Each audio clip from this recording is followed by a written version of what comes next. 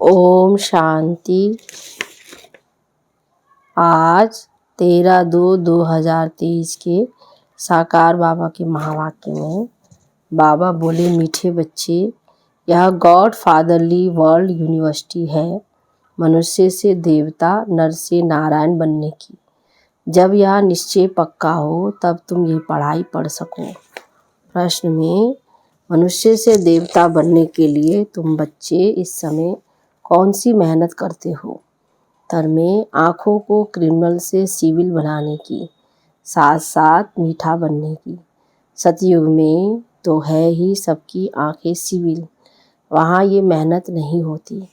यहाँ पतित शरीर पतित दुनिया में तुम बच्चे आत्मा भाई भाई हो या निश्चय कर आँखों को सिविल बनाने का पुरुषार्थ कर रहे हो।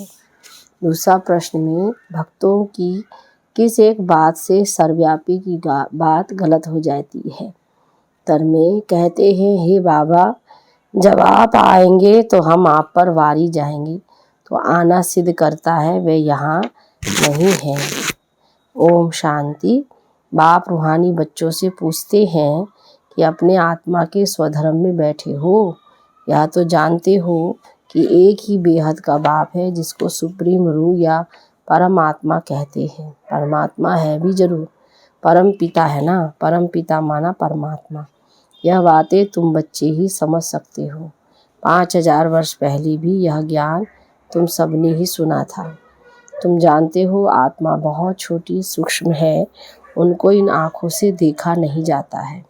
ऐसा कोई मनुष्य नहीं होगा जिसने आत्मा को देखा होगा। हाँ, देखने में आ सकती है, परंतु दिव्य दृष्टि से, और वह भी ड्रामा के प्लान अनुसार। भक्ति मार्ग में भी इन आँखों से कोई साक्षात्कार नहीं होता। दिव्य दृष्टि मिलती है जिसे चेतन में देखते हैं। दिव्य दृष्टि अर्थात चेतन में देखना। आत्मा को ज्ञान के चक्षु मिलते हैं। बाप ने समझाया है, बहुत भक्ति करते हैं जिसको नौधा भक्ति कहते हैं। जैसे मीरा को साक्षात्कार हुआ तो डांस करती थी। वैकुंठ तो उस समय नहीं था ना। मीरा को 5-6 वर्ष हुआ होगा। जो पास्ट हो गया वह दिव्य दृष्टि से देखा जाता है। हनुमान, गणेश आदि के चित्रों की बहुत भक्ति करते करते उसमें जैसे लय हो जाते हैं। भल दीदार होगा, परंतु उससे कोई मुक्ति नहीं मिल सकती। मुक्ति, जीवन मुक्ति का रास्ता बिल्कुल न्यारा है। भारत में भक्ति मार्ग में ढेर मंदिर होते हैं, वहाँ शिवलिंग भी रखते हैं। वह छोटा बनाते हैं, कोई बड़ा बनाते हैं। अभी तुम समझते हो जैसे तुम आत्मा हो वैसे वह सुप्रीम आत्मा है। साइज एक ही है। कहते भी हैं हम सब ब्रदर्स हैं। आत्माएं सब भाई भाई हैं। बेहद का बाप एक है, बाकी सब भाई भाई हैं। पाठ बजाते हैं। ये समझने की बातें हैं। यह है ज्ञान की बातें जो एक ही बाप समझाते हैं। जिन्हों को समझाते हैं वह फिर औरों को समझा सकते हैं। पहले पहले एक ही निराकार बाप समझाते हैं, उनके लिए फिर कह देते सर्वव्यापी है, ठिक्कर भीतर में है। यह तो राइट नहीं है ना। एक तरफ कहते बाबा जब आप आएंगे तो हम वारी जाएंगे, ऐसे थोड़ी कहते आप सर्वव्यापी हो। कहते हैं आप आएंगे तो वारी जाएंगे। इसका मतलब यहाँ नहीं है ना। मेरे तो आप, दूसरा ना कोई, तो जरूर उनको याद करना पड़े ना। यह बाप ही बैठ बच्चों को समझाते हैं। इसको रूहानी नॉलेज कहा जाता है। यह जो गाया जाता है, आत्माएं परमात्मा अलग रहे बहुकाल, उसका हिसाब भी समझाया है। बहुत काल से अलग तुम आत्माएं रहती हो।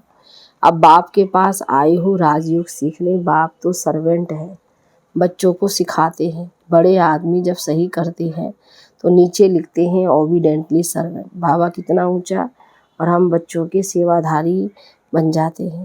बाप सब बच्चों का सर्वेंट है। कहते हैं बच्चे मैं तुम्हारा सर्वेंट हूँ। तुम कितनी हुज्जत से बुलाते हो कि भगवान आओ, आकर हम पतितों को पावन बनाओ। पावन होते ही हैं पावन दुनिया में। यह समझने की बातें हैं, बाकी तो सब है कंठरस। यह है गॉड फादरली वर्ल्ड यूनिवर्सिटी। हम एम ऑब्जेक्ट क्या है? मनुष्य से देवता बनाना। बच्चों को यह निश्चय है कि हमको यह बनना है। जिसको निश्चय नहीं होगा वह स्कूल में बैठेगा क्या? निश्चय होगा तो बैरिस्टर से सर्जन से सीखेगा। एम ऑब्जेक्ट का ही पता नहीं तो आएगा नहीं। तुम बच्चे समझते हो हम नर मनुष्य से देवता नर से नारायण बनते हैं। यह है सच्ची सच्ची सत्य नारायण नर से नारायण बनने की कथा। कथा क्यों कहा जाता है? क्योंकि 5000 वर्ष पहले भी यह नॉलेज सीखी थी, तो पास्ट को कथा कह देते हैं। यह है सच्ची सच्ची शिक्षा नर से नारायण बनने की। नई दुनिया में देवताएं, पुरानी दुनिया में मनुष्य रहते हैं। देवताओं में जो दैवी गुण है वह मनुष्यों में नहीं है। मनुष्य उनको देवता कहते हैं और गाते हैं, आप सर्वगुण संपन्न 16 कला संपूर्ण निर्विकारी हूँ। अपने को कहते हम पापी नीच विकारी हैं। देवताएं कब थे? जरूर कहेंगे सतयुग में थे। ऐसे नहीं कहेंगे कलयुग में थे।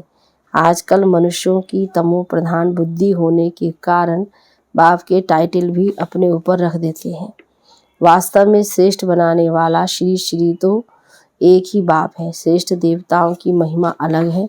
अभी है कलयुग। सन्यासियों के लिए भी बाबा ने समझाया है। एक है हद का सन्यास, दूसरा ये बेहद का सन्यास।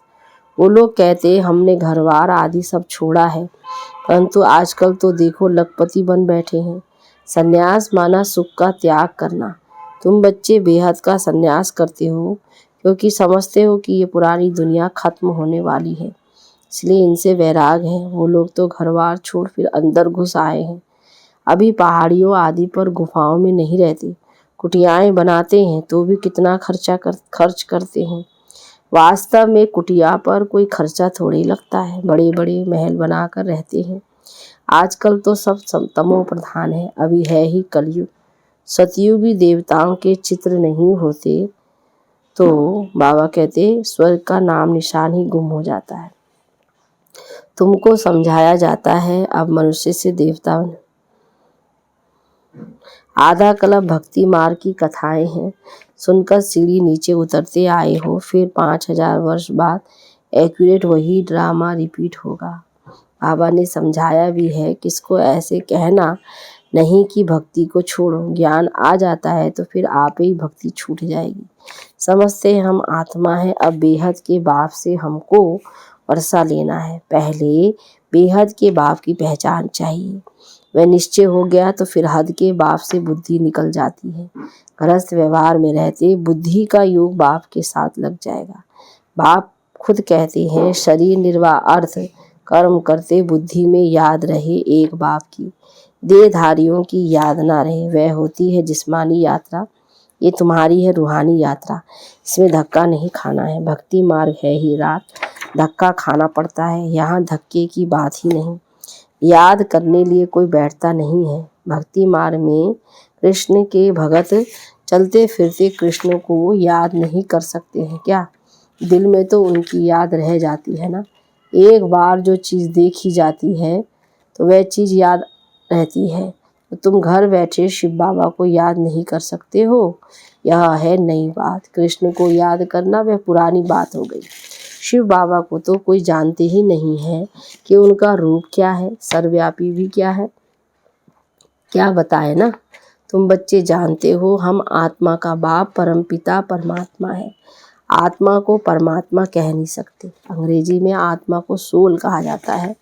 एक भी मनुष्य नहीं जो पारलौकिक बाप को जानता हो। वह बाप ही ज्ञान का सागर है, उसमें नॉलेज है मनुष्य को देवता बनाने की। बाप कहते हैं रोज रोज गुहे गुहे बातें सुनाता हूँ। मुख्य बात है याद की, याद ही भूल जाती है। बाबा रोज कहते हैं अपने को आत्मा समझ बाप को याद करो। मैं आत्मा बिंदी हूँ। कहते भी हैं चमकता है अजब सितारा। आत्मा शरीर से निकलती है तो इन आँखों से देखने में नहीं आती है। कहा जाता है आत्मा निकल गई, जाकर दूसरे शरीर में प्रवेश किया। तुम जानते हो हम आत्मा कैसे पुनर्जन्म लेते अभी आप पवित्र बनी हैं। पहले तुम आत्मा पवित्र थी, तुम्हारा गृहस्थ धर्म पवित्र था। अब दोनों ही आप पवित्र बने हैं। जब दोनों पवित्र हैं तो उन्हीं की पूजा करते हैं। आप पवित्र हो, हम आप पवित्र हैं। वह दोनों पवित्र, यहाँ दोनों आप पवित्र। तो क्या पहले पवित्र थे फिर आप पवित्र बने या आप पवित्र ही जन्म लिया? बाप बैठ समझाते हैं पहले तुम आत्मा है, आप ही पवित्र पूज्य थी, फिर आप ही पुजारी, आप पवित्र बनी हो। 84 जन्म लिए हैं, सारे वर्ल्ड की हिस्ट्री ज्योग्राफी तुम जानती हो। कौन कौन राज्य करते थे, कैसे राज्य मिला, यह हिस्ट्री भी तुम जानते हो और कोई नहीं जानता। तुम भी अभी जानते हो, आगे नहीं जानते थे। पत्थर बुद्धि थे, रचता और रचना के आदि मध्य अंत की नॉलेज नहीं थी। आस्तिक थे, अभी आस्तिक बनने से तुम कितने सुखी बन जाते हो। तुम यहाँ आए ही हो यह देवता बनने के लिए। इस समय बहुत मीठा बनना है। तुम एक बाप की संतान भाई बहन ठहरे ना। क्रिमिनल दृष्टि जा ना सके, इस समय मेहनत करनी पड़ती है। आंखें ही सबसे जास्ती क्रिमिनल होती है। आधा कल्प क्रिमिनल रहती है, आधा कल्प सिविल रहती है। सतयुग में देवताओं की आंखें सिविल रहती है, यहाँ क्रिमिनल रहती है। इस पर सूरदास की कथा बैठ सुनाते हैं। बाप कहते हैं मुझे आना ही पड़ता है पतित दुनिया पतित शरीर में। जो पतित बने हैं उन्हों को ही पावन बनाना है। तुम जानते हो कृष्ण और राधे दोनों अलग अलग राजाई के थे, प्रिंस प्रिंसेस थे। पीछे स्वयंवर के बाद लक्ष्मी नारायण बनते हैं तो फिर उन्हों की डिनास्टी गाई जाती है। संवद भी उनसे कहा जाएगा। सतयुग की आयु ही लाखों वर्ष कह देते हैं। बाप कहते हैं 1250 वर्ष। तो रात दिन दिन का फर्क हो गया। रात ब्रह्मा की आधा कल्प, फिर दिन है ब्रह्मा का। ज्ञान से है सुख, भक्ति से है दुख। यह सब बातें बाप बैठ समझाते हैं। फिर भी कहते हैं मीठे बच्चे अपने को आत्मा समझो, स्वधर्म में टिको, बाप को याद करो, वही पतित पावन है। याद करते करते तुम पावन बन जाएंगे। अंत मति सो गति। बाप स्वर्ग का रचयिता है ना, तो याद दिलाते हैं तुम स्वर्ग के मालिक थे, अभी पतित हो, इसलिए वहाँ जाने लायक नहीं हो, इसलिए पावन बनो। मुझे एक ही बार आना पड़ता है। एक गॉड है, एक ही दुनिया है। मनुष्यों की तो अनेक मतें, अनेक बातें हैं, जितनी जमान उतनी बातें। यहाँ है ही एक मत, अद्वैत मत। झाड़ में देखो कितने मत मतांतर हैं। झाड़ कितना बड़ा हो गया। बाबा कहते ये झाड़ कितना। वहाँ एक मत एक राज्य था।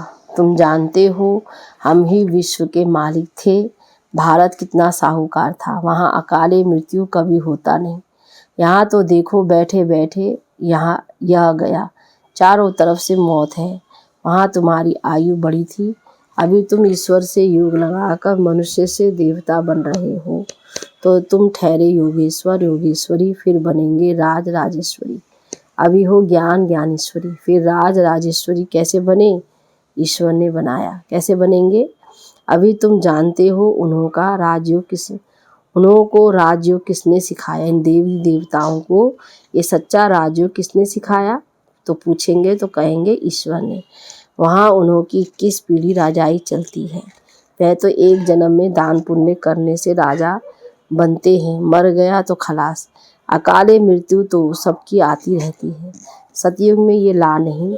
वहाँ ऐसे नहीं कहेंगे कि काल खा गया, एक खाल छोड़ दूसरी ले लेते हैं, जैसे सर्प खाल बदलते हैं।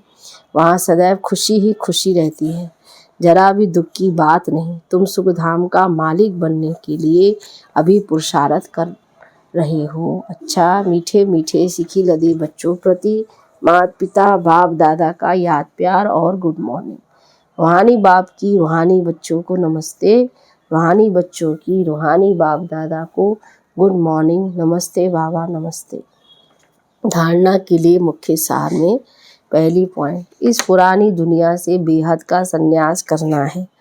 शरीर निर्वाह अर्थ कर्म करते रूहानी यात्रा पर रहना है। दूसरी पॉइंट में पुरुषार्थ कर आँखों को सिविल जरूर बनाना है। एम ऑब्जेक्ट बुद्धि में रख, बहुत बहुत मीठा बनना है। वरदान में हर कदम में पद्मों की कमाई जमा करने वाले समझदार ज्ञानी तू आत्मा भव। विस्तार में समझदार ज्ञानी तू आत्मा वह है जो पहले सोचता है फिर करता है। जैसे बड़े आदमी पहले भोजन को चेक कराते हैं फिर खाते हैं, तो यह संकल्प बुद्धि का भोजन है। इसे पहले चेक करो फिर कर्म में लाओ। संकल्प को चेक कर लेने से वाणी और कर्म स्वतः समर्थ हो जाएंगे और जहाँ समर्थ है वहाँ कमाई है। तो समर्थ बन हर कदम अर्थात संकल्प बोल और कर्म में पद्मों की कमाई जमा करो, यही ज्ञानी तो आत्मा का लक्षण है। स्लोगन में बाप और सर्व की दुआओं के विमान में उड़ने वाले ही उड़ता योगी हैं। अच्छा, ओम शांति, ओम शांति, ओम शांति।